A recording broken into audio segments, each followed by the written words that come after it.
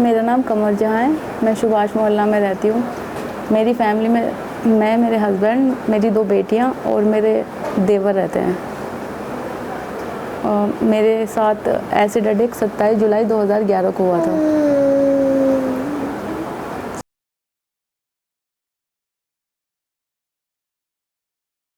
Madam, मैंने love marriage की थी और मुझे ये नहीं पता था कि मुझसे शादी करने के बाद मेरे हस्बैंड दूसरी शादी करना चाहते हैं या जो भी चाहते हैं। मुझे नहीं पता था उनके बारे में कुछ भी। लेकिन जब मेरी शादी हो गई उनसे तो वो मुझे बहुत परेशान रखते थे, मारना पीटना, मुझे टॉर्चर करना बहुत ज़्यादा। और जब मैं प्रेग्नेंट होती थी तो मुझे मेरा ऑपरेशन करवा देते थे। तो मुझे शादी के काफ़ी दिनों बाद मुझे ये पता लगा कि उनका मुझसे पहले किसी से रिश्ता हो गया था। तो मेरे सास ससुर ने कहा कि अगर वाकई में तेरी शादी, तूने इससे शादी की है तो हमें अपनी शादी की स्लिप लेकर आ। तो मैंने अपनी शादी की स्लिप उनको लाकर दिखाई थी। तो उन्होंने, जहाँ उनका रिश्ता हो गया था, उन्होंने वो स्लिप वहाँ भिजवा दी थी। तो मैम उसके बाद में भी उस औरत को सब कुछ पता था कि ये शादीशुदा है। और उस टाइम मैं प्रेग्नेंट थी, 7-8 महीने थे मुझे। तो तब भी उन्होंने मतलब बच्चा होने का वेट भी नहीं किया और दूसरी शादी कर ली। तो उस औरत को मेरे हस्बैंड ने तलाक दे दिया था, क्योंकि वो हमेशा ये कहती थी कि मुझे रहना है। सिर्फ उससे मेरे हस्बैंड ने निकाह किया था, लेकिन विदाई नहीं हुई थी। तो वो मेरे हस्बैंड से कहती रहती थी कि मुझे रहना है। एक दिन वो घर पे आ गई तो मेरे हस्बैंड ने उसको तलाक दे दिया। तो वो बड़े गुस्से में थी कि अब मुझे क्या करना चाहिए। उन्होंने मुझे भी नहीं रखा और वो तो साथ में रहती है। तो वो जहाँ हम रहते थे ना रेंट पर, वहाँ का एड्रेस हमेशा पूछती रहती थी, क्योंकि मेरे हस्बैंड के फ़ोन पर तो कॉल आती ही थी। कभी कभी मैं भी रिसीव कर लेती थी, तो मुझसे भी बड़े प्यार से बात करती थी, सिर्फ ये जानने के लिए कि मैं कहाँ रहती हूँ, मेरा एड्रेस क्या है। तो उसको मैंने कभी एड्रेस नहीं बताया और मेरे हस्बैंड ने भी नहीं बताया जो बात है। लेकिन मेरी जो जेठानी है वो मेरे हस्बैंड की, वो जो दूसरी औरत है वो मेरे हस्बैंड की सगी मामा की लड़की है और मेरी जो जेठानी है उनकी सगी मौसी की लड़की है। तो वो दोनों, ये तीनों आपस में रिलेटिव्स हैं। तो उससे जिस दिन ये एसिड अटैक हुआ उससे एक दिन पहले मेरी बेटी का बर्थडे था। तो उस बर्थडे में मेरी जेठानी आई थी। तो जेठानी ने मेरा घर देख लिया था। उसके बाद घर भी जेठानी उसी दिन, मतलब बर्थडे वाले दिन ही उसने घर देख लिया था। लेकिन उसके दूसरे दिन ये अटैक हुआ। उस दिन मेरी जेठानी भी साथ में थी और वो लेडीज़ भी। उस दिन 4 बजे मुझे मेरी जेठानी की कॉल आई थी।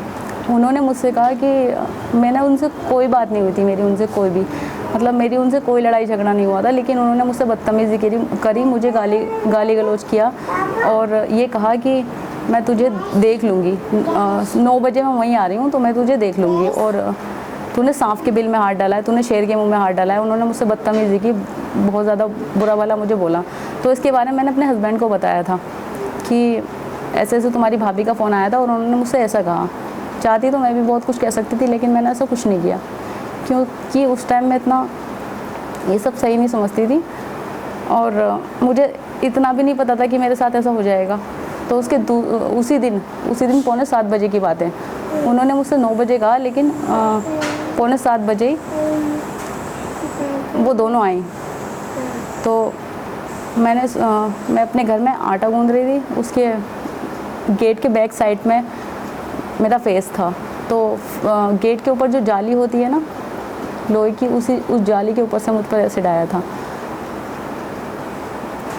तो एसिड मेरी बैक पर, दोनों हाथों पर, नेक पर और थोड़ा सर पर भी आया था और लेफ़्ट लेग पर आया था थोड़ा सा, लेकिन मेरा फेस बच गया था। उसके बाद में मैंने अपने हस्बैंड को कॉल किया कि ऐसे से, जब मैंने गेट खोल कर देखा, उससे पहले जब मैंने गेट खोल कर देखा, मेरी छोटी सी बच्ची के कान पर भी आया था। मैंने गेट खोल कर देखा तो वो दोनों गली में से जा रही थी।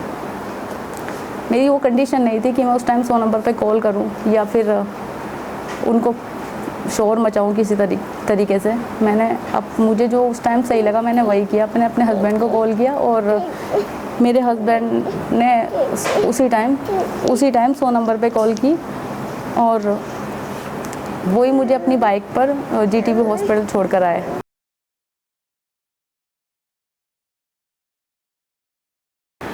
पुलिस ने तो मेरे साथ सही बिहेव किया, उस टाइम पे तो सब ने ठीक ही बिहेव किया। मेरे हस्बैंड का बिहेव भी मेरे लिए ठीक ही था और सब ने ठीक से बिहेव किया, मेरे सास ने, सब ने। और मैंने सब ठीक हो गया, केस भी बन गया, सब कुछ ठीक हो गया, लेकिन उसके बाद मेरा कॉन्फिडेंस बिल्कुल ख़त्म हो गया।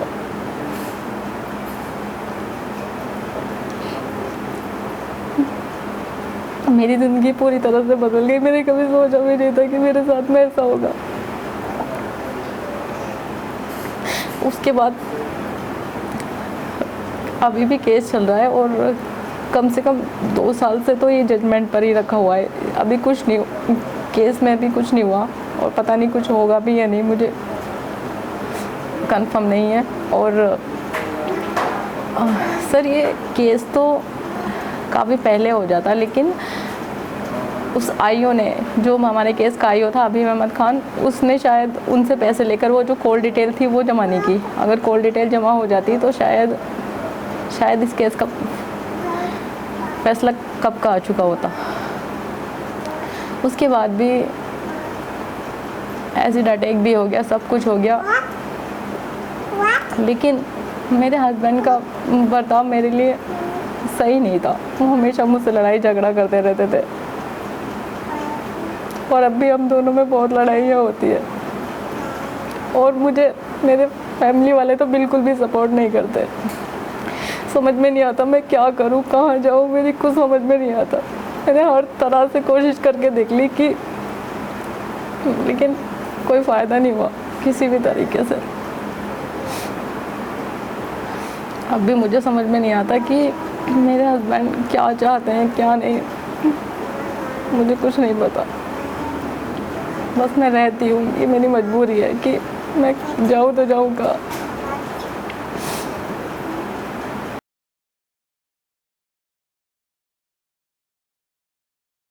मैम वही एसिड अटैक का केस चल रहा है करकड़डूमा में जब से 2011 से ही, और 2 सालों से तो कम से कम जजमेंट पे है। अभी बस डेट मिल जाती है, अभी पता नहीं क्या होगा क्या नहीं, कुछ नहीं पता।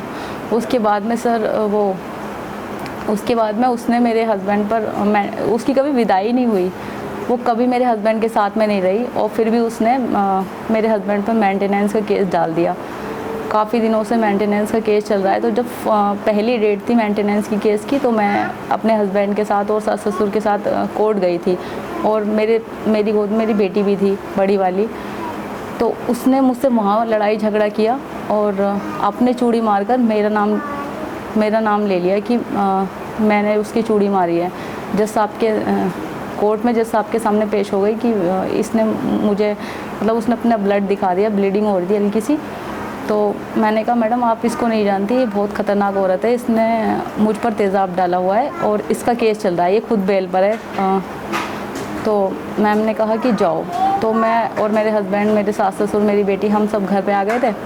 उसके बाद में उसने वहाँ से थाने से कॉल आई कि फिर मैं और मेरे हस्बैंड वहाँ पहुँचे तो उसने मेडिकल वगैरह सब करवा लिया था। तो 324 का एक और केस बनवा दिया उसने मुझ पर, वो भी केस अभी चल रहा है। तो उसको केस, जब से वो केस चल रहा है मैं इतनी परेशान हो जाती हूँ उस केस में। झूठा केस है और मेरी समझ में नहीं आता कि मैं क्या करूँ, किस तरह से, क्योंकि काफ़ी टाइम निकल चुका है। वरना उसी टाइम वहाँ का जो CCTV कैमरे के सामने की बात है ये, तो कुछ हो सकता था। लेकिन उस टाइम मैं प्रेग्नेंट थी, मेरी तबीयत बहुत ज़्यादा ख़राब थी, तो मैं कुछ नहीं कर पाई। काफ़ी लंबी डेट मुझे मिल गई थी, अब डेट मिल जाती है, लेकिन मेरी समझ में नहीं आ रहा कि ऐसा भी क्यों हो रहा है जब मैंने कुछ किया नहीं उसके साथ में। तो